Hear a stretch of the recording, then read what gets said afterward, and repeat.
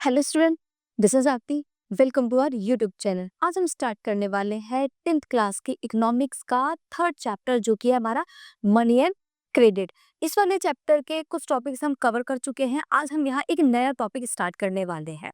जो हमने last video में कवर किए थे टॉपिक थे, वो थे आपके मीडियम ऑफ एक्सचेंज। मनी को कैसे हम एक मीडियम मानते हैं एक्सचेंज का, किस तरीके से हम किसी भी गुड्स को बाय करने के लिए मनी का यूज करते हैं। ठीक है। ऐसी क्या सिचुएशन थी जिसकी वजह से हमें मनी को फॉर्म करना पड़ा, उसके किस किस टाइम पीरियड में किस टाइप की जो मनी थी वो फॉर्म हुई थी, जैसे एंशियंट टाइम में, मिडिवल पीरियड में, एंड साथ ही साथ मॉडर्न टाइम पीरियड में। मॉडर्न टाइम पीरियड जो कि आजकल चल रहा है, इस टाइम में हम किस तरीके से मनी का यूज कर रहे हैं, क्या सिर्फ कैश या पेपर नोट कॉइन्स के थ्रू ही हम एक्सचेंज करते हैं, या फिर इसके अलावा भी हमारे पास अदर कमोडिटी है जिनका हम यूज करते हैं। तो आज हम इस वाले टॉपिक में एक नया टॉपिक स्टार्ट कर रहे हैं, जो कि हमारा लोन से रिलेटेड, कि लोन की एक्टिविटी को किस तरीके से यूज किया जाता है। ओके, तो चलिए स्टार्ट करेंगे हमारा आज का न्यू टॉपिक। तो आज हम इस वाले वीडियो में जो टॉपिक स्टार्ट करने वाले हैं वो है हमारा loan activity of the bank. देखिए, सबसे पहला क्वेश्चन यहाँ पर ये राइज होता है कि लोन क्या होता है, लोन को कैसे अप्रूवल मिलता है, किन लोगों को लोन मिलता है, क्या इजीली लोन मिल जाता है, इसकी जो भी कंडीशंस है वो क्या कंडीशन है। आज हम इस वाले वीडियो में इसको पूरी तरीके से फुलफिल समझने वाले हैं। जैसे ये लास्ट वीडियो पे चीजें तो कंप्लीट करी थी, जो टॉपिक्स थे उनको कंप्लीट किया था मनी को, कि मनी क्या होती है, पेपर को पेपर नोट हो गए, कॉइन्स हो गए। इसको हम एक मीडियम मानते हैं, किसका मीडियम, जिससे हम किसी भी प्रोडक्ट को, किसी भी गुड्स को बाय कर सके, गुड्स को खरीद सकेगी। उसका एक मीडियम होता है, एक साधन होता है उसको खरीदने का। ठीक है। जैसे कि ये पेपर नोट है एक, ओके, एक ही ये एक पेपर नोट है, ये आपके गुड्स है। तो और ये पर्सन है जिसके पास में पेपर नोट है, और ये वो पर्सन है जिसके पास में ये गुड्स है। अब इस पर्सन को ये गुड्स चाहिए, इस पर्सन को ये गुड्स चाहिए, तो इनका जो मीडियम बना इस गुड्स को लेने के लिए, मीडियम का बना ये नोट। ठीक है, ये जो नोट था ये हमारा मीडियम बना। इससे पहले मैं आपको बता चुका हूँ, जो लास्ट वीडियो थी उसमें मैंने आपको ये बताया था, ये स्टार्टिंग से ही पेपर नोट वगैरह मनी का यूज नहीं होता था। उस टाइम पर कैसी चीजें चलती थी, उस टाइम पर गुड्स का लेन देन था। मतलब मेरे पास जो है वो आपको दूंगी, और जिसकी नीड मुझे है वो आप मुझे दोगे। इस टाइप से पहले के टाइम में जो चीजें थी वो चल रही थी, बट उसमें उसके बहुत सारे लिमिटेशन थे, उसके बहुत सारे ड्रॉबैक्स थे। उसमें ये प्रॉब्लम्स क्रिएट होती थी कि मान लो जो मुझे चाहिए वो आपके पास होगी ना, या फिर आपके पास वो चीजें तो है जो मुझे चाहिए, बट मेरे पास आपको देने के लिए वो नहीं है जो कि आपको चाहिए। मतलब अगर सिंपल वर्ड में कहूँ तो यहाँ पर म्यूचुअल नीड्स जो थी वो फुलफिल नहीं हो पा रही थी, हम दोनों की जो नीड्स थी वो फुलफिल नहीं हो पा रही थी। तो ये इसका एक ड्रॉबैक था, जिस वजह से इस मेथड को डिनाई कर दिया गया और इस मेथड को बार्टर सिस्टम बोला गया था। ठीक है, इसलिए ये मेथड इतना ज्यादा सक्सेसफुल नहीं हो पाया, क्योंकि इसमें बहुत सारी प्रॉब्लम लोगों को फेस करनी पड़ रही थी। देन उसके बाद चीजें चेंज हुई, मिडिवल पीरियड में सिल्वर कॉइन्स वगैरह आ गए, फिर modern form of currency I. Modern form of currency में हमने कैश को बढ़ा। ठीक है, डेबिट कार्ड हो गया, क्रेडिट कार्ड हो गया। आजकल तो मॉडर्न फॉर्म ऑफ में कि आप बिना मनी के, बिना कैश के लेन देन कर सकते हो, बिना कैश के आप कोई भी प्रोडक्ट बाय कर सकते हो। इतनी सारी ऐप आ गई, डिजिटलाइजेशन हो गया है। आप डायरेक्टली मोबाइल फोन से या फिर आप अपने बैंक अकाउंट से किसी दूसरे पर्सन के बैंक अकाउंट में डायरेक्ट पैसे को सेंड कर सकते हो। ठीक है, अब आपको मतलब एक से दूसरी जगह ले जाने में पैसे को इतनी प्रॉब्लम नहीं होने वाली है, क्योंकि आप घर बैठे डायरेक्ट कहीं भी पैसे को सेंड कर सकते हो। तो उसी ये सारी चीजें तो हम पढ़ चुके हैं। अब हम यहाँ पर नया टॉपिक स्टार्ट करने वाले हैं, लोन। तो इसमें ही एक मेन टॉपिक आता है लोन। लोन क्या आता है, उसमें हमने देखा मैंने आपको क्रेडिट कार्ड के बारे में बताया था। क्रेडिट कार्ड होता है जिसमें हम, एक कार्ड होता है जो बैंक हमें बनाकर देती है। तो उसमें हमारे पास ये रहता है कि अगर हम कोई भी गुड्स बाय करना चाहते हैं, और इनिशियली उस टाइम पर हमारे पास में अगर कोई पैसे नहीं है, तो हम उस कार्ड के थ्रू उस गुड्स को बाय कर सकते हैं, उस प्रोडक्ट को हम खरीद सकते हैं। इस केस में उसके उसके जो चार्जेस थे, उस प्रोडक्ट के जो भी चार्जेस थे, उसको हमें देखो पे तो करने हैं, बट उस टाइम पर किसने पे कर दिया, बैंक ने पे कर दिया। और एक तरीके से हमने उसको बैंक से लोन पे ले लिया। कुछ टाइम बाद हमें एक थोड़ा-सा टाइम पीरियड मिल जाता है कि हम 40 हो गया, 45 डेज़ हो गया, तो इन इस डेज़ में हमें वो पैसा जो होता है उसको रिटर्न करना पड़ता है बैंक को। तो क्रेडिट कार्ड का ये प्रॉफ़िट होता है कि जिन लोगों के पास क्रेडिट कार्ड बना हुआ है, उनके लिए 1 महीना या 1 महीने से ऊपर का टाइम को मिलता है, जैसे 40 डेज़ हो गए, 45 डेज़ हो गए, ठीक है? इतना टाइम उनको मिलता है कि वो अपने उस प्रोडक्ट का जो पैसा है वो बैंक को रिटर्न कर सके। जब आपको नीड है तब तो बैंक ने पैसा देके आपको प्रोडक्ट दिलवा दिया। अब बैंक को भी तो वो पैसा चाहिए, तो वो जो आपको पे करोगे वो बैंक के पास में जाएगा। तो ये एक तरीके से हमने क्या करा, क्रेडिट एक तरीके से लोन होता है जो शॉर्ट टर्म के लिए हम बैंक से लेते हैं। ठीक है? तो ये लोन होता है, हमने कैसे लिया, बैंक से लिया शॉर्ट टर्म के लिए, बाद में जो बैंक होती है उसको हम पे कर देते हैं। तो देखिए, ये जो लोन एक्टिविटी होती है इसमें कौन-कौन लोग इन्वॉल्व होते हैं। एक डिपॉजिटर होता है, एक बोरोवर होता है। जो भी लोन लेता है बैंक से उसको बोरोवर बोला जाता है। क्या बोला जाता है? बोरोवर बोला जाता है जिसने बैंक से लोन लिया है। ये देखिए, ये क्या है? ये बोरोवर है। ये क्या कर रहे हैं? ये बैंक से लोन ले रहे हैं। और साथ ही साथ एक होता है डिपॉजिटर। डिपॉजिटर क्या होता है? डिपॉजिटर, डिपॉजिट का मतलब होता है पैसे को बैंक में जमा कराना। तो डिपॉजिटर वो हो गया जो अपना पैसा बैंक में जमा करवा कर आता है। तो यहाँ पर देखिए, इस फिगर के थ्रू या इस इमेज के थ्रू हम इन्हीं चीजों को समझेंगे। Loan activity of the bank, कैसे लोन एक्टिविटी बैंक से की जाती है। देखो, डिपॉजिटर, ये जितने भी लोग आपको दिखाई दे रहे हैं कि सारे लोग क्या कर रहे हैं, ये अपना कुछ पैसा बैंक में जमा करा रहे हैं। ये दिख रहा है आपको, ये क्या है? बैंक है। तो ये जितने भी डिपॉजिटर, उन्होंने क्या करा, अपने पैसे को कहाँ इन्वेस्ट किया, इन्होंने बैंक में जाकर जमा करा दिया कि देखिए हमारे पास कुछ पैसा है। घर में लोग इतना जमा नहीं करते क्योंकि बहुत सारे प्रॉब्लम होते हैं। मान लो कभी चोरी हो गई या खो गया, तो बहुत सारी चीजें होती है, सेफ नहीं माना जाता घर में रखा हुआ पैसा। तो इसलिए लोग उस पैसे को बैंक में जमा करा देते हैं। और इसका देखिए एक प्रॉफिट और होता है जो मैं भी आपको बताऊंगी कि लोग बैंक में पैसे को क्यों जमा कराते हैं। ठीक है, सॉरी, हाँ। तो ये पैसा इन्होंने बैंक में डिपॉजिट कर दिया। अब इनका जो पैसा बैंक में डिपॉजिट हो गया, अब बैंक काम कैसे करती है? देखिए, आपको सबको पता होगा, हम बैंक में पैसा जमा करवाने जाते हैं तो हमें जरूरत पड़ेगी तो हम निकालने भी जाएंगे।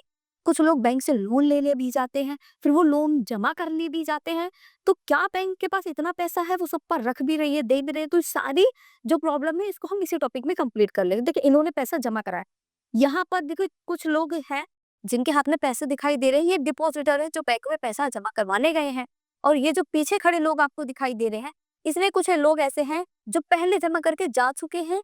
वो लोग अब पैसा अपना वापस निकालने आए हैं बैंक से। ये लोग पैसा विड्रॉ करने आए हैं। People make withdrawals and get interest.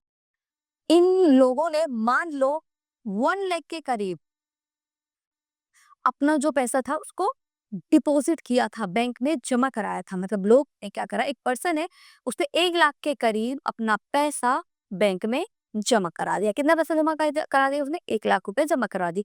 अब कुछ टाइम बाद उसको पैसे की नीड आ गई कि मुझे पैसा बैंक से निकालना है। उसके घर में मान लो उसकी शादी हो किसी की, या घर बनवाना हो, कोई भी वो चीज भी हो सकती है जिसकी वजह से उसको पैसा रिटर्न में चाहिए। तो ये पर्सन बैंक गए, अब उनका हमें पैसा, भाई जो हमने जमा कराया था कुछ टाइम पहले, वो पैसा हमें वापस चाहिए। अब बैंक क्या करती है? बैंक ये नहीं करती कि जितना पैसा आप बैंक में डालकर आए हो सेम एज इट इज आपको वापस कर देगी। नो, वो क्या करती है, देखिए आपने हमारे पास कुछ पैसा इतने टाइम तक रखा, तो हम, हमारी रिस्पॉन्सिबिलिटी बनती है कि हम उस पे आपको इंटरेस्ट दें। तो बैंक क्या करेगी, इस पैसे पर 5% का इंटरेस्ट लगाकर आपको दे। तो ये जो आपके 1 लाख है, ये आपके कितने बन जाएंगे? इस पे इंटरेस्ट लगेगा 50,000 का। ओके, 50,000 का इंटरेस्ट लग गया। तो 1,50,000 जो रुपए थे वो आपको मिल जाएंगे। जो 50,000 आपको मिल रहे हैं 1 लाख के ऊपर, ये मान लो आपका इंटरेस्ट रेट हो गया। तो ये बैंक इस तरीके से आपको पैसा रिटर्न कर कर देती है। ठीक है, तो जब भी हम पैसा बैंक में जमा करवाने जाते हैं ना, तो बैंक क्या करती है, हमें उस पैसे को रिटर्न कर कर हमें वापस दे देती है कि ये लो, इतना इंटरेस्ट रेट था वो आपको मिल चुका है। क्लियर है? इसलिए लोग बैंक में पैसे जमा कराने जाते हैं, क्योंकि जब हमें बैंक में अपन पैसा जमा कराते हैं ना, तो उसपे साथ ही साथ हमें कुछ परसेंट का इंटरेस्ट रेट के मिल जाता है। ठीक है, जैसे यहाँ पर 5% था, 1 लाख का 50,000 मिल रहा है, कई बार 5,000 मिलता है। वो डिपेंड करता है कि इंटरेस्ट रेट क्या है। जिस जो भी जिस भी बैंक का इंटरेस्ट रेट होगा उसी के अमाउंट में आपको वो पैसा मिल जाएगा। ठीक है, आई होप आपको डिपॉजिटर समझ आ गया होगा। अब देखिए बोरोवर क्या होते हैं। अब जो पैसा इन लोगों ने यहाँ पर डिपॉजिट किया था वहीं से एक पर्सन आता है, वो कहता है मुझे लोन चाहिए। क्या चाहिए? मुझे लोन चाहिए, ये बैंक से पैसा लेना है। तो बैंक क्या कहेगी? इनको लोन दे रही है। इसने कहा मुझे 1 लाख रुपए लोन चाहिए। बैंक ने कहा ठीक है भाई, हम लोन तो आपको दे देंगे, लेकिन उसपे हम कुछ इंटरेस्ट लगा देंगे, 2% या 3% वो लोग उन लोगों पे इंटरेस्ट दिया। मान लो अगर उन्होंने 1 लाख रुपए लिए हैं तो उन्हें सिर्फ 1 लाख रुपए रिटर्न नहीं करने, उन्हें 1,05,000, 1,10,000 इस सब से पैसा उनको रिटर्न करना। ठीक है, 1,10,000, 1,20,000, 1,50,000 रुपीज, इस टाइप से इन्हें ये पैसा रिटर्न करना पड़ेगा। क्यों? क्योंकि बैंक देखो, जब हमने बैंक में पैसा जमा करे तो बैंक ने हमें इंटरेस्ट रेट दिया। जब बैंक किसी दूसरे पर्सन को पैसे दे रही है तो बैंक भी तो इंटरेस्ट लेगी। तो जब ये लोग रिटर्न करने आते हैं पैसा बैंक में, तो ये एक छोटी छोटी अमाउंट में पैसा रिटर्न करते हैं। ये नहीं कि सारा का सारा एक बार नहीं करते, छोटी छोटी एक EMI बन जाती है, किस्त बन जाती है कि आप हर महीने 5,000 रुपए या हर महीने 10,000 रुपए आप बैंक में जमा करवाने आ जाओगे, डिपॉजिट करवाने आ जाओगे जिन लोगों ने लोन पे पैसा लिया। और साथ ही साथ वो एक लंबे टाइम पीरियड की हो जाती है, इस पे इतने परसेंट रेट मिलेगा। तो मतलब आपने जितना भी लोन लिया है, उस जितना भी मनी आपने बोरो किया है, उसमें कुछ परसेंट इंटरेस्ट रेट लग कर आपको वो पैसा यहाँ पर डिपॉजिट कराना पड़ेगा। तो ये जो इंटरेस्ट रेट बैंक को मिल रहा है ना, ये होती है बैंक की अर्निंग। ठीक है, यही इंटरेस्ट रेट बैंक क्या करती है? अर्न। ठीक है, यही इसकी इनकम होती है। इसी से जो बैंक होती है वो अपनी कमाई करती है। और ऐसे अब आप कहोगे मैम लाखों लोग डिपॉजिट कर रहे हैं, लाखों लोग पैसे, देखो डिपॉजिट एक और दो जगह से हो रहा है, जिसमें दोनों में ही पैसा कम जाता है। विड्रॉ करने वाले ज्यादा होते हैं, लोन लेने वाले ज्यादा होते हैं। तो क्या मैम आप क्वेश्चन ये होगा, क्या मैम इतना पैसा बैंक के पास है कि वो सबको दे सके? तो देखो, जितना पैसा हम बैंक में जमा करवा के जाता है, बैंक सारा पैसा नहीं रखती, सिर्फ 15% अमाउंट वो अपने पास में रखती है और उसी से सबको लेन देन करते हैं। जो बोरो लेने आ रहे हैं उनको भी वो पैसा दे देते। मान लो इन लोगों ने यहाँ डिपॉजिट का, यही डिपॉजिट जो लोन लेने वाला आया था उसको दे दिया। ठीक है, मान लो एक पर्सन आया उसने, ठीक है, 1 लाख यहाँ पर किसी ने डिपॉजिट किया, तो यही 1 लाख एक बोरोवर आ गया जो 1 लाख लेने आया, तो यही अमाउंट इस बोरोवर को दे दिया गया। ठीक है, यही अमाउंट किसको दे दिया गया? बोरोवर को दे दिया। तभी एक पर्सन आ गया जिसको अपना पैसा क्या कराना था? विड्रॉ कराना था। और यहाँ पर एक पर्सन आ गया जिसको अपनी EMI देनी थी, जिसको अपना लोन चुकाना था। तो जो पैसा उसने बैंक में जमा करवाया, डिपॉजिट करवाया यहाँ से, वही पैसा विड्रॉ करने वाले को मिल गया। तो इस तरीके से ये जो साइकिल है ना, ये चलती रहती है, डिपॉजिट एंड बोरो। जो डिपॉजिटर होता है वो पैसा उसमें डिपॉजिट कराते हैं, और जो बोरोवर होते हैं वो लोन ले लेते हैं और बाद में उसको रीपे करते रहते हैं। ये जो चेन है, साइकिल है, ये ऐसे ही चलती रहती है। तो आई होप आपको ये जो पॉइंट था ये बहुत अच्छे से क्लियर हो गया होगा। मुझे नहीं लगता इतने अच्छे से समझाने के बाद कि किसी के माइंड पे कोई डाउट रह गया होगा। अगर फिर भी रहता है तो कमेंट बॉक्स तो है, आप लोग कमेंट किया करो। ओके, तो चलिए देखिए नेक्स्ट पॉइंट देखते हैं क्या है हमारा। देखिए loan activity of the bank, तो ये कैसे लोन एक्टिविटी काम करती है? बैंक मिडिएट्स, जो बैंक होता है वो मिडिएट का काम करता है, कि मीडिएटर का काम करता है। जैसे कि भी हमने दिखाया था, इधर डिपॉजिटर है और इधर बोरोवर है, उनके बीच में क्या है? बैंक। डिपॉजिटर्स इसमें डिपॉजिट कराते हैं, बोरोवर इससे लोन लेते हैं। तो बैंक क्या काम कर रही है? बैंक एक डिपॉजिटर का काम करती है। बिटवीन दोस्त, किन के बीच में मीडिएटर का काम करती है? हु हैज सरप्लस अमाउंट, जिनके पास एक सरप्लस अमाउंट है, जो डिपॉजिट करना चाहते हैं वो लोग। ठीक है, डिपॉजिटर, सरप्लस अमाउंट का मतलब होगा डिपॉजिटर। किनके बीच में मीडिएटर का काम करते हैं? जो डिपॉजिटर है एंड दोस्त हु नीड मनी, उनके बीच में जो अपना, जिनके पास में थोड़ा सा ज्यादा पैसा है, जो डिपॉजिट कराना चाहते हैं वो लोग, और वो लोग जिनको नीड है पैसों की। इन दोनों के बीच में बैंक क्या करती है? मीडिएटर का काम करती है। सरप्लस अमाउंट हो गया जो डिपॉजिटर है, और वो जिनको पैसे की नीड है वो हो गए बोरोवर। तो इन दोनों के बीच में जैसा भी हमने समझा, वो क्या काम करती है? एक मीडिएट्स का या फिर मीडिएटर का काम करती है। Bank accept deposits from the bank account holder who have excess, जो बैंक एक्सेप्ट करती है डिपॉजिट्स, किनका? उन बैंक अकाउंट होल्डर का जिनके बैंक अकाउंट होते हैं बैंक में। मान लो मैं हूँ, ऐसे नहीं कोई भी पर्सन जाके अपना पैसे जमा कराइए, भैया हमारे 10 रुपए रख लो, कल निकाल के ले जाएंगे, नहीं। हमें उसी का पैसा बैंक में डिपॉजिट होगा जिसका अकाउंट होगा बैंक में, ठीक है? जो बैंक होल्डर होगा, जिसका बैंक अकाउंट है, मान लो मैं हूँ, मैं जाकर बैंक में पैसा जमा करूँ तो क्या बैंक मेरा पैसा रखेगी? बिल्कुल भी नहीं रखेगी। अगर मेरा उस बैंक में अकाउंट है, मैंने अपना अकाउंट ओपन करवा रखा है, तभी मैं उसमें अपने पैसों को डिपॉजिट करा सकती हूँ। तो ये यही कह रहा है कि bank accept deposit from the bank account. Bank हम उसी का पैसा एक्सेप्ट करती है, उसी का डिपॉजिट एक्सेप्ट करती है जो बैंक अकाउंट में होल्डर होता है, जिसका बैंक में अकाउंट होता है, हु है एक्सेस अमाउंट, ठीक है?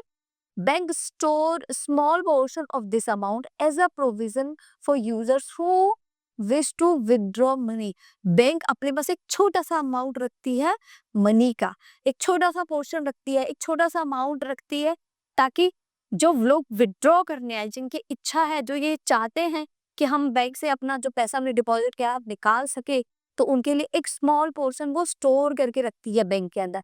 कि ऐसा नहीं है कि जितना पैसा डिपॉजिट हो वो सारा का पैसा उसने लोन पे दे देगा। वो सारा पैसा लोन पे दे देगी तो डिपॉजिटर्स को क्या देगी जब वो विड्रॉ करने आएगी?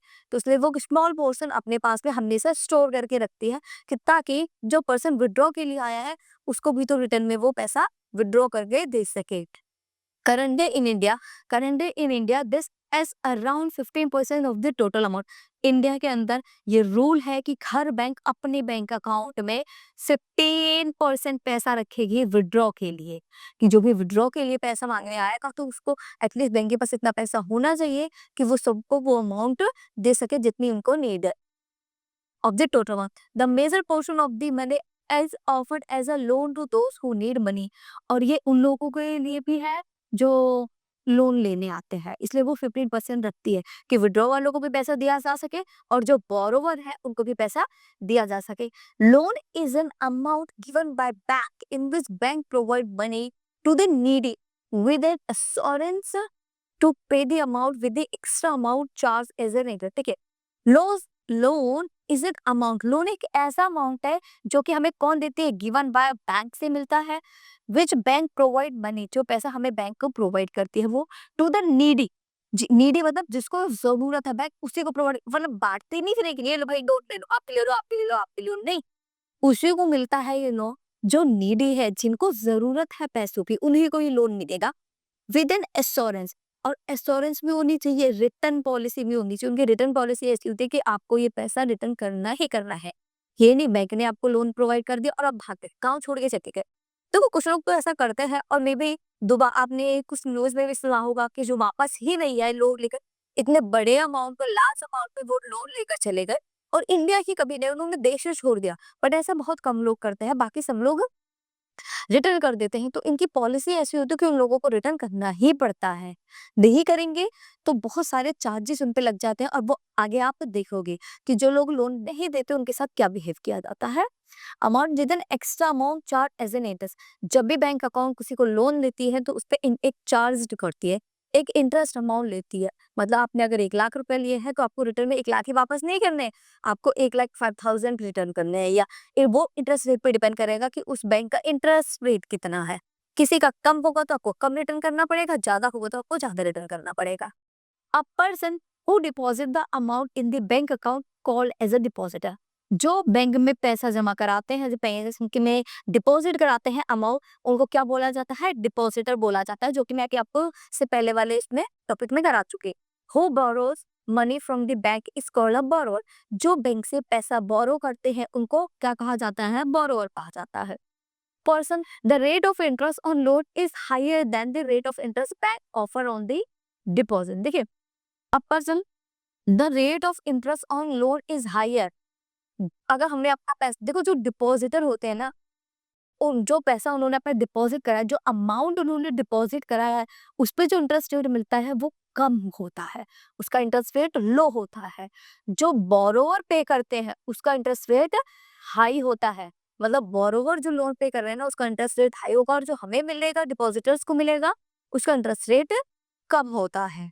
The difference between the amount earned from borrowers to the amount given to depositor is the main source of income from any bank। जो अमाउंट वो बोरोवर से अर्न करती है बैंक, वही वो डिपॉजिटर को इंटरेस्ट के थ्रू देती है। यही एक सोर्स है किसका, इनकम का, किसकी, बैंक की। अगर हम बात करें कि बैंक की इनकम कहाँ से होती है, तो जो बोरोवर्स इंटरेस्ट रेट देते हैं बैंक को, वही उनकी इनकम होती है। इसीलिए जो बोरोवर्स का इंटरेस्ट रेट है ना, वो भी हाई है किसके कंपैरिजन में, डिपॉजिटर। डिपॉजिटर्स को जो इंटरेस्ट रेट मिलता है वो कम होता है, ठीक है, लो इंटरेस्ट रेट मिलता है। और बोरोवर्स को जो इंटरेस्ट रेट पे करना पड़ता है वो हाई होता है। ठीक, ये देखिए, टू डिफरेंट क्रेडिट सिचुएशन, यहाँ पर दो सिचुएशन दिखाई गई हैं। ये भी क्रेडिट, क्रेडिट का मतलब ही लोन ही होता है। हमारे पास अगर हम किसी पर्सन से लोन लेते हैं, देखिए हमारे पास दो सिचुएशन होती है। एक तो हम लोन पे कर दें, तो जैसे नॉर्मल हमारी लाइफ चल रही थी ऐसे ही चलेगी। और दूसरी सिचुएशन होती है, मान लो किसी कंडीशन के थ्रू लोन पे ना कर पाए, तो कैसी हमारी लाइफ हो जाएगी। ओके, तो इसलिए देखते हैं दो सिचुएशन क्या क्या। क्रेडिट का मतलब क्या होता है, loan refers to an argument in which the lender supplies the borrower with money, goods or service in return for the promise of future payment. Lender supplies the borrower with the money. जब हाँ, borrower क्या होता है, वो किसी भी lender से पैसा उधार लेते थे, बोरो कर लेते हैं। मनी हो गया, गुड्स हो गया, सर्विस किसी भी फॉर्म में वो ले सकते हैं, किसी भी चीज के लिए वो ले सकते हैं। अब फ्यूचर पेमेंट के लिए कि पता है मैंने आपसे लोन लिया, तो मैंने आपको एक फ्यूचर पेमेंट के लिए बोला कि मैं एक फ्यूचर में आपको वो रिटर्न कर दूंगी। अब वो रिटर्न होता है या नहीं होता, तो ये सारी चीजें अब हम इन स्टोरीज के थ्रू समझेंगे। देखिए फर्स्ट केस तो हमारे पास ये दे रखा है, it can increase a person earning. जब पर्सन की अर्निंग इंक्रीज होगी, credit in this case play a vital and positive role in this situation. ये जो स्टोरी है इसमें लोन का आपका पॉजिटिव रोल दिखाई देगा। दूसरी स्टोरी हम पढ़ेंगे, उसमें लोन का नेगेटिव रोल दिखाई देगा। हर बार लोन लेना सही ही नहीं होता है। कई बार लोन लेना किसी किसी पर्सन के लिए बहुत ज्यादा डेंजर हो जाता है, क्योंकि वो अगर रिटर्न नहीं कर पाए तो जो उनके पास में है वो भी चला जाएगा। तो देखिए समझते हैं, फर्स्ट क्या है, festival season. It is festival season 2 months from now and the shoe manufacture. ये एक का फेस्टिवल सीजन है, तो क्या है यहाँ, शू मैन्युफैक्चर है। सो उसको मैन्युफैक्चर किया जा रहा है, कौन कर रहा है, सलीम कर रहा है। Has received on order from a large trader in town for 3000 pairs of shoes. एक बहुत बड़ा ट्रेडर है, ठीक है, बिजनेसमैन है, उसने उस सलीम को ऑर्डर दिया है कि आप इस फेस्टिवल सीजन में 3000 पेयर ऑफ शूज बनाकर मुझे दोगे, to be deliver in month rent. एक महीने का आपके पास टाइम है, मतलब एक महीने में आपको 3000 पेयर ऑफ शू बनाने। To complete production on time, और ये प्रोडक्शन बिल्कुल टाइम पे कंप्लीट होना चाहिए। Salim has to hire a few more workers for stitching and pasting work. अब सलीम अकेला है, तो क्या सलीम सारे काम को अकेला कर सकता है, नहीं कर सकता। तो उसने क्या करा, उसने कुछ वर्कर्स को हायर कर लिया कि जो उसके इस काम में हेल्प करेंगे। उसने वर्कर्स को हायर कर लिया, या स्टिचिंग एंड पेस्टिंग के लिए उसने वर्कर को हायर कर लिया। He has to purchase the raw materials. उसने रॉ मटेरियल, अब देखिए शू मैन्युफैक्चर करने या कोई भी काम आपको करना है तो बातों से तो होगा नहीं, उसके लिए आपको रॉ मटेरियल की जरूरत पड़ेगी। तो सलीम ने क्या करा, रॉ मटेरियल बाय करा। To meet this expense Salim obtain loans from two source. यहाँ पर सलीम ने जो रॉ मटेरियल लिया, जो वर्कर्स को हायर किया, इसके लिए उसके पास पैसे नहीं थे, तो उसने क्या करा, लोन लिया। उसने दो सोर्स से लोन लिया। First he asked the leather suppliers to supply leather now and promise to pay him later. देखिए लोन भी कई तरीके का होता है। कई बार हम सिर्फ प्रॉमिस पे लेते हैं कि जब मेरा काम अभी आप मेरे को रॉ मटेरियल दे दो, जब मेरा काम हो जाएगा या मेरा जो प्रोडक्ट है वो सेल हो जाएगा, जब पैसा आएगा मैं आपको तब रिटर्न कर दूंगा, ये प्रॉमिस होते हैं। एक तरीके से ये भी लोन है जो प्रॉमिस पे चलते हैं कि जब मेरा प्रोडक्ट मार्केट में सेल हो जाएगा और जब मेरी अर्निंग आएगी, इनकम आएगी, तब मैं आपको इसका सारा पैसा रिटर्न कर दूंगा। सलीम ने यही किया। सलीम ने जब वो लेदर सप्लायर के पास गया तो उसने लेदर सप्लायर से कहा, आप मुझे लेदर दे दो, जब मैं लेदर के शू बनाकर मार्केट में बेच दूंगा तो मैं आपको लेदर का पैसा रिटर्न कर दूंगा, बट अभी मेरे पास पैसे नहीं है। तो उसने क्या करा, उसने उसके प्रॉमिस पे ही उसको लेदर दे दिया। सेकंड क्या होता है, second he operates loan in cash from the last tailor as advance payment 4,000 pairs of shoes with a promise to deliver the whole order by the end of the month. Second loan ये होता है कि वो traders से advance ले ले। वो traders को बोले कि देखो भाई, आपको 3000 सोर्स बनवाने तो आपको 1000 का जो पेमेंट है वो पहले ही करनी पड़ेगी, ताकि मैं भी तो रॉ मटेरियल वगैरह खरीद के ला सकूँ। तो वो मान लो उसने 1000 रुपीज़ फिर 1000 के पैसे ले भी लिए, तो उसने क्या करा, थोड़ा-सा पैसा उसने लेदर सप्लायर वाले को तो दिया, थोड़ा-थोड़ा पैसा उसने अपने वर्कर्स को दे दिया। अब फाइनली क्या हुआ, at the end of the month Salim is able to deliver the order, और सलीम अपने ऑर्डर को कंप्लीट करने में सक्सेसफुल रहा। उसने अपने ऑर्डर को टाइम पे कंप्लीट कर दिया। अब उसने टाइम पे कंप्लीट कर दिया तो किसमें रहा, मेक अ गुड प्रॉफिट। तो जो ट्रेडर को पैसे देने थे, मतलब उसे ऑर्डर कंप्लीट कर दिया, तो ऑर्डर उस ट्रेडर को दे दिया, और ट्रेडर ने क्या करा, 3000 पेयर ऑफ शूज के जो भी अमाउंट थी वो उसने सलीम को दे दी, जिससे कि सलीम जो रहा किसमें रहा, प्रॉफिट में रहा। अब उसने जब उसके पास एक अमाउंट आ गई, तो जो पैसा किसका बनता था, लेदर सप्लायर वाले का बनता था, उसने सारा पैसा लेदर सप्लायर वाले को दे दिया, और जो भी वर्कर्स के बनती थी उसने वर्कर्स को भी दे दिया। जो भी अमाउंट वर्कर्स का बनता था उसने वर्कर्स को भी दे दिया, लेदर सप्लायर वाले को भी दे दिया, और जो उसका बनता था वो उसने अपने पास रख लिया।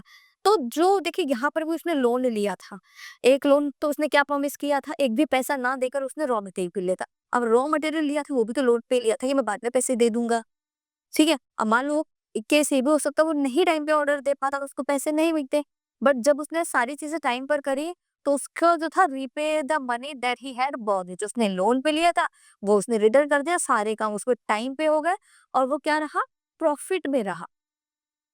एक केस तो ये था कि जब आप किसी से लोन लेते हो और आप टाइम पे रिटर्न कर देते हो तो क्या होता है, आप किस में रहते हो, प्रॉफिट में रहते हो। अब हम दूसरी स्टोरी पढ़ेंगे कि जब हम टाइम पे तो अपने लोन को पे ना कर सके तब क्या प्रॉब्लम होती है। तो ये वाली स्टोरी आपको समझ आ गई होगी कि सलीम ने किस तरीके से अपना लोन टाइमली कंप्लीट कर लिया था। लेकिन सेकंड सिचुएशन क्या, सेकंड सिचुएशन है, it may push the person into debt trap. Second situation ये है कि जिसमें आपको, जब आप किसी से लोन लेते हो ना, तो आपको पुश करती है डेट ट्रैप की तरफ, कि आप डेट ट्रैप में फंसते हुए चले जाओ, ठीक है। Credit in this case pushes the borrower into a situation from which recovery is very painful, जिससे कि आपकी रिकवरी हो पाना भी ना बहुत ज्यादा पेनफुल होता है। तो देखते हैं क्या स्टोरी है, स्वप्ना प्रॉब्लम। या एक स्वप्ना, एक लेडी है, उसकी क्या प्रॉब्लम है। स्वप्ना अ स्मॉल फार्मर, सपना क्या है, हम्म, सपना एक स्मॉल फार्मर है, grows groundnut on her 3 acres of land. Sapna के पास में सिर्फ और सिर्फ कितने, 3 एकड़ के करीब की लैंड है, और वो उस लैंड पे क्या ग्रो कर रही है, ग्राउंड नट ग्रो कर रही है। He takes a loan from the money lender. इस स्वप्ना ने क्या करा, स्वप्ना ने, ये मनी लैंडर है, बहुत पैसा है इसके पास, इसने इस मनी लैंडर से लोन ले लिया कि मेरे को अपनी 3 एकड़ की जो लैंड है उसने ग्राउंड नट को ग्रो करता है और मेरे पास पैसे नहीं है। तो स्वप्ना ने इस मनी लैंडर से पैसे को लोन पर ले लिया, to meet the expense of cultivation, hoping that her harvest would help repay the loan। उसने किस होप में लोन लिया, उसने इस होप में लोन लिया कि मैं आज लोन ले लेती हूँ, जब मेरी क्रॉप बहुत अच्छी ग्रो कर जाएगी तो मैं सारा पैसा उसको वापस रिटर्न कर दूंगी, जो लोन है उसको रीपे कर दूंगी। Midway through the season the crop is hit by paste and the crop fails. अब सडनली क्या हो गया, बीच में ही जो उसकी क्रॉप थी उसको किसने हिट किया, पेस्ट ने हिट किया, और जो उसकी क्रॉप थी वो फेल हो गई, खराब हो गई। तो स्वप्ना स्प्रेस हर क्रॉप विद एक्सपेंसिव पेस्टिसाइड। अब स्वप्ना को क्या करना था, उसपे कुछ जो पेस्टिसाइड्स है वो डालने थे क्रॉप्स पे, स्प्रे करने थे, और वो भी कैसे थे, एक्सपेंसिव थे। अब it makes little difference, she is unable to repay money later and that grows over the year into a large account. अब उसके पास पैसे नहीं थे, ठीक है, जो पेस्टिसाइड्स थे उसको स्प्रे करने के लिए उसके पास पैसे नहीं थे, क्यों, वो एक्सपेंसिव था। फिर स्वप्ना ने क्या करा, फिर स्वप्ना ने इस पर्सन से क्या ले लिया, फिर लोन ले लिया कि थोड़ा सा पैसा और उधार दे दो, क्रॉप अच्छी हो जाएगी तो मैं रिटर्न करती हूँ। अब उसने पेस्टिसाइड्स भी डाल दिए, उसके बाद भी क्या हुआ, उसकी जो क्रॉप थी वो फेल हो गई, खराब हो गई। अब पहले तो छोटी अमाउंट थी, फिर वो अमाउंट और ज्यादा बड़ी की गई। अब स्वप्ना इनेबल है उस लोन को रीपे करने के लिए, स्वप्ना के पास पैसे नहीं है कि वो लोन को रीपे कर दे, तो वो डेट ट्रैप में फंसती चली जा रही है। नेक्स्ट ईयर अब सपना को क्या होप थी, सिर्फ एक होप थी कि वो नेक्स्ट ईयर अपने क्रॉप को दोबारा ग्रो करेगी, और जो उसके पास अमाउंट आएगा वो उससे अपना लोन रीपे कर देगी। अब नेक्स्ट ईयर भी उसको क्रॉप को ग्रो करने के लिए क्या लेना पड़ेगा? जल्दी बताइए, क्या लेना पड़ेगा? उसको लोन लेना पड़ेगा दोबारा से। Swapna takes a fresh loan for cultivation. अब स्वप्ना ने एक लोन और ले लिया, पहला वो चुका नहीं पाई थी, अब उसने दोबारा एक लोन और ले लिया। It is a normal crop this year. और इस साल जो उसकी क्रॉप थी वो बिल्कुल ही नॉर्मल थी, मतलब ज्यादा ग्रो नहीं हुई थी, सिर्फ नॉर्मल अमाउंट पे ग्रो कर रही थी। But the earning are not enough to cover the old loan. मतलब नॉर्मल क्रॉप थी तो इट मीन्स ये है कि उसको इतनी अर्निंग नहीं हो पाई थी कि जिससे वो अपना पुराना ही लोन कंप्लीट कर सके या पुराने लोन को रीपे कर सके। से इज कॉल्डली इन डेट। अब वो किस में फंस चुकी थी? पूरी तरीके से डेप्ट में। डेप्ट का मतलब होता है कर्जे में फंस चुकी थी। She has to sell a part of the land to pay off the debt. अब उसने क्या करा? उस लोन को पे करने के लिए, इस लोन को पे करने के लिए उसको अपनी जमीन का एक टुकड़ा बेचना पड़ा। जो वो अपनी जमीन का या अपने लैंड का उसको कुछ पार्ट बेचना पड़ा। किसको? इस मनी लैंडर को, या फिर किसी और को भी बेचा तो उसका जो अमाउंट था वो उसने इस पर्सन को दे दिया। तो देखिए, स्वप्ना इस तरीके से डेट ट्रैप में फंस चुकी थी कि जिसकी वजह से वो अपने लोन को रीपे नहीं कर पा रही थी। तो ये, और इस कंडीशन में क्या हो गया, लोन रीपे नहीं कर पाई तो उसके पास में कुछ भी अमाउंट नहीं बचा, तो वो पुअर की पुअर रह गए और इसकी कंडीशन उसके सामने वालों को भी फेस करनी पड़ेगी। रियल लाइफ में भी यही होता है, जो लोग रीपे नहीं कर पाते हैं उन लोगों के साथ क्या होता है, वो लोग लोन रीपे नहीं कर पाए, जो लैंड वगैरह है वो बेच दी। और ये जो मनी लैंडर होते हैं, ये इनका क्या सीन होता है, ये लोग रिच होते जाते हैं। कैसे रिच होते जाते हैं? क्योंकि इनको देखो, अब एक लैंड का टुकड़ा मिल गया, एक लैंड का पार्ट मिल गया, तो ये क्या, अब एक लैंड इनके इंक्रीज तो हुई है और इनकी डिक्रीज हुई है, तो कल्टीवेशन सोर्स इनका बढ़ गया, इनका इनकम सोर्स बढ़ गया, जबकि इनका इनकम सोर्स कम हो गया। इससे ये पुअर हो रहे हैं और ये लोग रिच हो रहे हैं और ये लोग पुअर होते हुए जा रहे हैं। इसलिए लोन सही है, बट उसको सही तरीके से यूज करना। कई बार सिचुएशन ऐसी आ जाती है कि आप लोन में दबते हुए चले जाते हो, तो इसलिए लोन थोड़ा सा सोच समझ के लेना चाहिए। ओके, तो आई होप आपको ये वाली पॉइंट में क्लियर हो गई होगी कि जब हम लोन को सही टाइम पर रीपे करते हैं तो हम प्रॉफिट में होते हैं, और जब सही टाइम पे नहीं रीपे करते तो हम डेट ट्रैप में फंसते हुए चले जाते हैं, जैसा कि स्वप्ना के साथ में हुआ। मे बी नेक्स्ट ईयर उसकी क्रॉप जो थी वो नॉर्मल हुई थी। अब मान लो नेक्स्ट ईयर भी उसकी क्रॉप फेल हो जाती, तब तब क्या होता? तब तो उसको अपना सारा ही जमीन का टुकड़ा बेचना पड़ जाता ना। और कई बार ऐसी भी सिचुएशन आ जाती है लोगों के पास में, वो अपना सारा जमीन का टुकड़ा भी दे देते हैं, जितना भी लैंड एरिया उनके पास में है वो सारा दे देते हैं। उसके बाद भी उनके ऊपर इतना लोन होता है कि वो उसको रिटर्न नहीं कर पाते हैं। तो इस कंडीशन में उन लोगों को उनके यहाँ एज अ लेबर वर्क करना पड़ता है, उनके यहाँ लेबर बनकर वो काम करते हैं। और उसके बाद धीरे धीरे लेबर वर्क करने के बाद उनको वहां से कोई इनकम नहीं मिलती है। क्यों? वो अपनी सर्विस देते हैं, जो उन्होंने लोन पे लिया हुआ है वो उनके यहाँ तब तक वर्क करते हैं जब तक कि उनका लोन कंप्लीट नहीं हो जाता। तो इस कंडीशन में उनके फैमिली को सर्वाइव करना बहुत मुश्किल हो जाता है। तो इस कंडीशन में, इस सिचुएशन में उनकी फैमिली सर्वाइव नहीं कर पाती है, बहुत ज्यादा प्रॉब्लम उनको फेस करनी पड़ती है। तो यहाँ पर हमने लोन के दो टर्म्स ऑफ क्रेडिट को पढ़ा है कि किस तरीके से लोन होता है। जब वो सक्सेसफुली रीपे हो जाए तो आपके लिए प्रॉफिटेबल है, जब वो सक्सेसफुल रीपे नहीं हो पाता है तो आप एक डेट ट्रैप में फंसते हुए चले जाते हो, एक ऐसी साइकिल में फंस जाते हो जिससे बाहर निकल पाना बहुत ज्यादा मुश्किल हो जाता है। ठीक है, अभी देखते हैं टर्म्स ऑफ क्रेडिट। इनमें टर्म्स ऑफ क्रेडिट क्या होते हैं?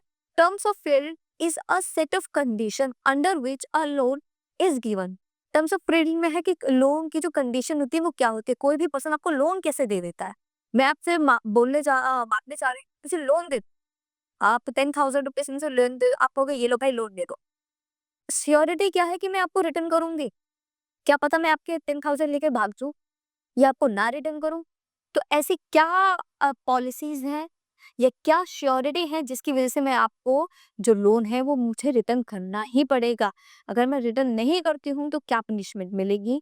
ठीक है, इट में include method of payment, rate of interest, duration of credit and other related condition. Loan के लिए, क्रेडिट के लिए बहुत सारी चीजें होती है। ठीक है, मेथड ऑफ पेमेंट कि किस तरीके से आप उसको पे करोगे। सेकेंड होता है रेट ऑफ इंटरेस्ट, क्या रेट ऑफ इंटरेस्ट उस पे लगेगा। थर्ड है ड्यूरेशन ऑफ क्रेडिट, कितने मंथ के अंदर आपको उसको रिपे करना है। मान लो 3 महीने में आपको लोन है जो रिपे करना है, अगर 3 मंथ्स में आपने उसको रिपे नहीं किया तो ये जो आपका लैंड एरिया है, ये जो आपका हाउस है, ये मेरे कब्जे में आ जाएगा। तो इस टाइप से कुछ कंडीशन होती है, कुछ सिचुएशन होती है, उस कंडीशन पे आपको लोन मिलता है, यही आपकी श्योरिटी होती है। अदर रिलेटेड कंडीशन और भी बहुत सारी कंडीशन है जिसके बदले में आपको लोन मिलेगा। फर्स्ट देखो कोलेटरल। कोलेटरल क्या होता है?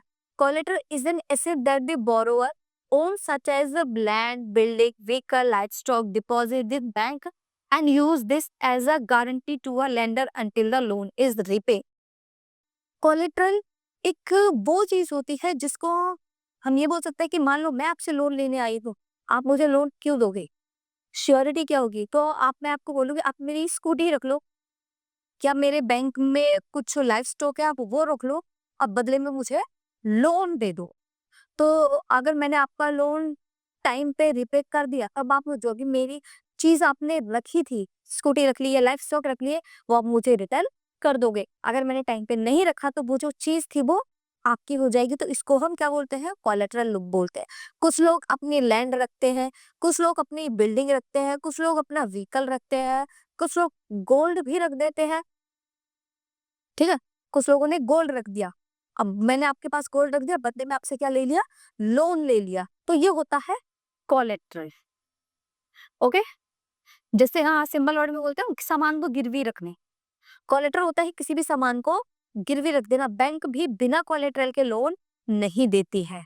कोई भी जो इनफॉर्मल सेक्टर है वो भी बिना कोलेटरल के लोन नहीं देते। आप किसी से भी लोन लेने जाओगे वो पहले आपसे कोलेटरल रखवाएंगे कि कुछ कोलेटरल रख के जाओ।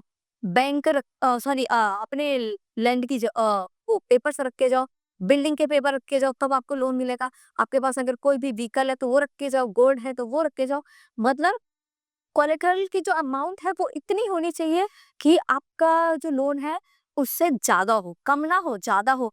क्योंकि जो भी कोलेटरल ने रखा है उसकी अमाउंट ज्यादा होगी तभी तो आपका अमाउंट पे करेगा। अगर उसके कोलेटरल की अमाउंट कम है और लोन ज्यादा है तो वो उसके लिए वापस आएगा क्या?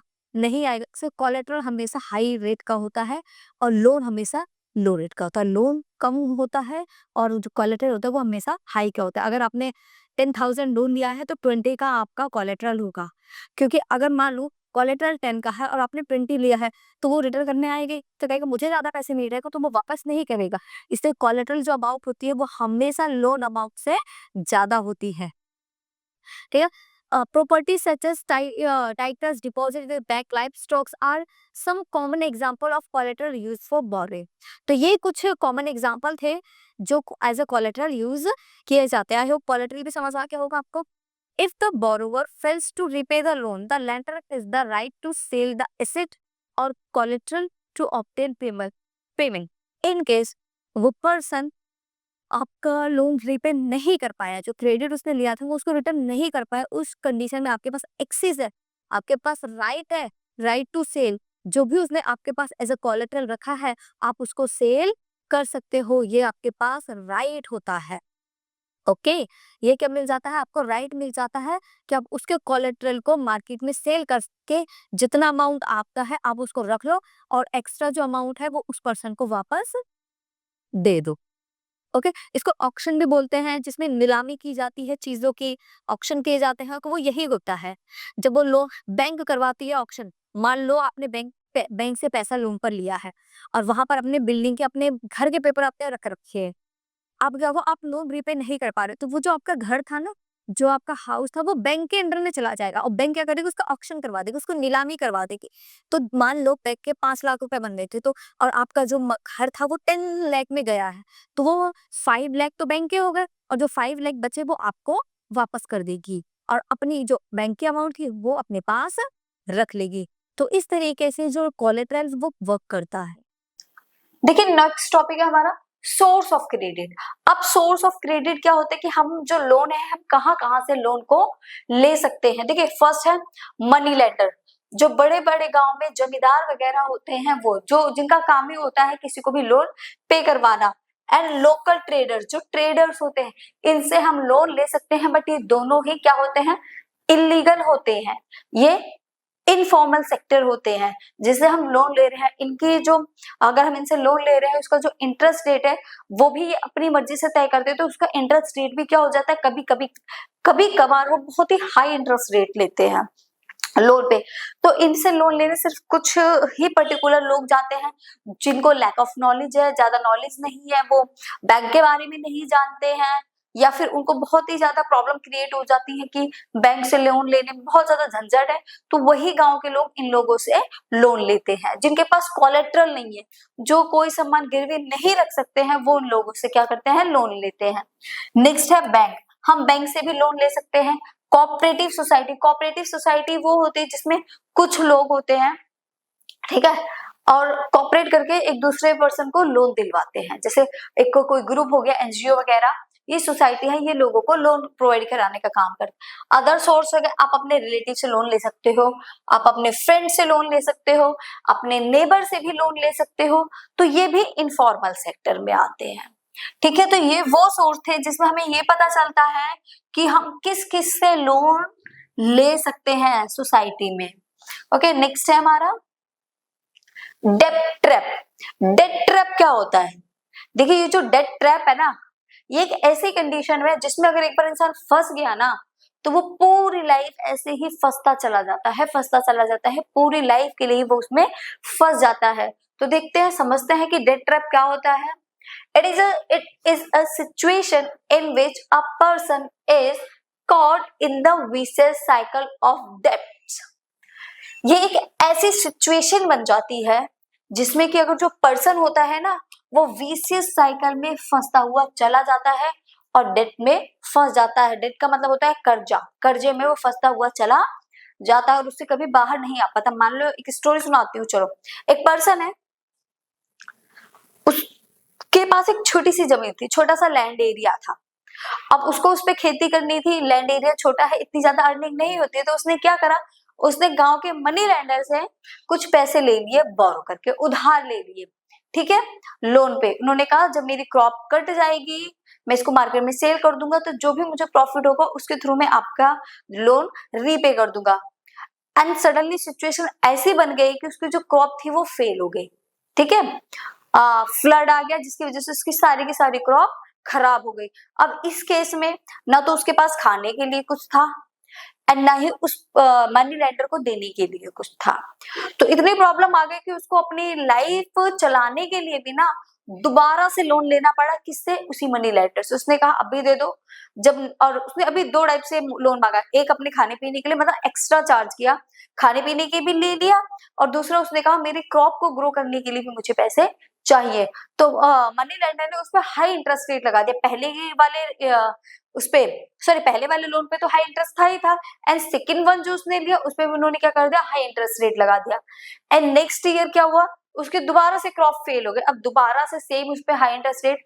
तो क्या वो पहले वाला ही लोन नहीं दे पा रहा और उसके ऊपर क्या हो गया, लोन चढ़ता ही चला गया। इन केस हम दूसरा केस ये लेते हैं कि मान लो उसकी क्रॉप अच्छी भी हुई, तो क्या वो पहले वाला लोन चुकाएगा या अब वाला, क्योंकि उसका इंटरेस्ट रेट बहुत ज्यादा है जिसकी वजह से वो इंटरेस्ट रेट बढ़ता ही चला जा रहा है। तो उसका लोन एक ऐसा लोन बन गया जो कभी खत्म नहीं होगा। अब उसके पास लास्ट एक ऑप्शन बचता है उस लोन से बचने का, कि वो अपनी जमीन उसको दे दे। अगर वो छोटे सा भी लैंड एरिया उसको दे देगा तो उसके पास क्या बचा, कुछ भी नहीं बचा। और उसका इतना ज्यादा लोन था कि वो जमीन का टुकड़ा देने के बाद भी ना उसका जो लोन था वो पूरा नहीं हो पाता। तो इसमें क्या था, वो पर्सन एक ऐसे जाल में फंस गया है कि वो उस जाल से कभी भी निकल नहीं पाएगा। अगर वो लैंड अपनी उसको दे देता है तो वो और ज्यादा पुअर हो जाएगा, उसको दूसरों की खेती पे काम करना पड़ेगा, और काम करने के बाद भी सारा पैसा उसको देना पड़ेगा क्योंकि उसका लोन उतने से पूरा नहीं हो रहा है। तो यही होता है डेट ट्रैप। जब हम किसी से कर्जा लेते हैं तो हम इतना ज्यादा ले लेते हैं कि हम उसको पे नहीं कर पाते हैं, ठीक है। नेक्स्ट है, he takes loans from meeting his requirements and on being unable to pay back the loan takes a fresh loan to repay the old loan। देखो ये भी यही कह रहा है, he takes loans for meeting his requirements। वो अपने requirements के अकॉर्डिंग लोन तो ले लेते हैं बट unable to pay बैक, बट दोबारा उसको पे करने के लिए अनेबल होते हैं। Loan takes a fresh loan, और फिर उसको पे करने के लिए वो दोबारा एक फ्रेश लोन लेते हैं ओल्ड लोन को पे करने के लिए, फिर उस फ्रेश लोन को पे करने के लिए वो दोबारा लोन लेंगे। तो ये एक ऐसी साइकिल है जो चलती ही रहती है, राउंड राउंड मूव करती ही रहती है। नेक्स्ट है जैसे this leaves him in debt all through his life, और ये जो सिचुएशन बनी है ये ऐसी सिचुएशन बन जाती है कि वो पूरी लाइफ के लिए उनको एक डेट में फंसाकर चली जाती है। आई होप आपको डेट समझ आ गया होगा कि डेट क्या होता है, डेट ट्रैप। नेक्स्ट है हमारा कोलेटरल। देखो कोलेटरल तो मैंने आपको समझा ही दिया है, बट फिर भी हम एक बार इसको देख लेते हैं। It is an asset owned by the borrower such as a land, building, vehicle, livestock etcetera which is kept with the bank as a guarantee against a loan until the loan is repaid. ये collateral वो होता है जब bank से हम loan लेने जाते हैं तो बैंक हमें बोलते हैं हमारे पास कुछ कोलेटरल रखो, कुछ ऐसा रखो कि अगर आप अपने लोन रिपे ना करो तो हम आपके उस थिंग से, आपके उस गुड्स को मार्केट में सेल करके हमने जो पेमेंट आपको दी थी उसको फुलफिल कर सके। तो यहाँ भी यही बोलता है आप व्हीकल रखो, प्रॉपर्टी रख दो, कोई भी चीज आप हमारे पास एज अ कोलेटरल रख सकते हो, गिरवी रख सकते हो। In case of failure in repaying the loan the bank would have to right to sell the collateral to recover the loan amount. अगर हम कभी उस लोन अमाउंट को पे करने के लिए फुलफिल नहीं होते, हम उसको रीपे नहीं कर पा रहे हैं, देन उस कंडीशन में वो हमारे कोलेटरल को मार्केट में सेल करके वो अपने लोन अमाउंट को रिकवर कर लेंगे। तो ये है हमारा क्या, कोलेटरल। देखिए नेक्स्ट क्या है, नेक्स्ट है हमारा loans from corporative societies. Corporative society से लोन लेना। देखिए कॉर्पोरेटिव सोसाइटी क्या होती है, बिसाइड्स बैंक्स, बैंक्स के अलावा the other major source of cheap credit in rural area. ये जो क्रेडिट सोर्स है ये सबसे ज्यादा गांव के एरिया में यूज की जाती है, रूरल एरिया जो होते हैं वहां पर इनका यूज किया जाता है। और कोऑपरेटिव, ठीक है, members of a cooperative pool their sources for cooperation in certain areas.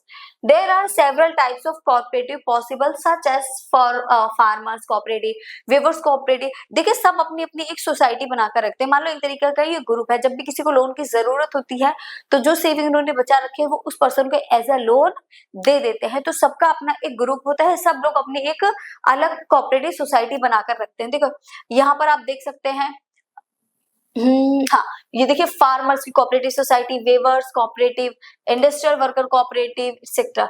कृषक cooperative function in village not very far away from Sonpur. It has 2300 farmers as a member.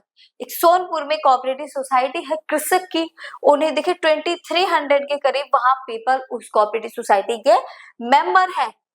It accept deposits from its members with these deposits as collateral the cooperative has obtained a large loan from the bank। वो क्या कहते हैं, एक बड़ा, अब इतने सारे लोग हैं तो वो क्या करते हैं, एक बड़ा ही लोन प्रोवाइड कर लेते हैं, किससे, बैंक से। these funds are used to provide loan to member।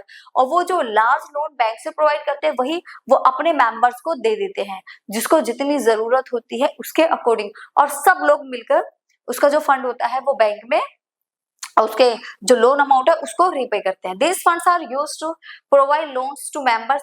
Once these loans are repaid, another round of lending can take place। वो इतना अमाउंट ले लेते हैं कि उनको बार-बार लेने की जरूरत ही नहीं पड़ती। कृषक cooperative provides loan for the purpose of agriculture implements loans for cultivation and agricultural trade, fishery loans from construction of houses and for a variety of other expense. जो कृषक कोऑपरेटिव सोसाइटी है एग्रीकल्चर के लिए, house के लिए, fisheries के लिए, इन सब के लिए लोन प्रोवाइड करते हैं। तो आज के लिए इतना ही, बाकी का करेंगे नेक्स्ट क्लास में। तब तक के लिए बाय बाय टाटा, फिर मिलेंगे एक नई वीडियो में और एक नए टॉपिक के साथ में।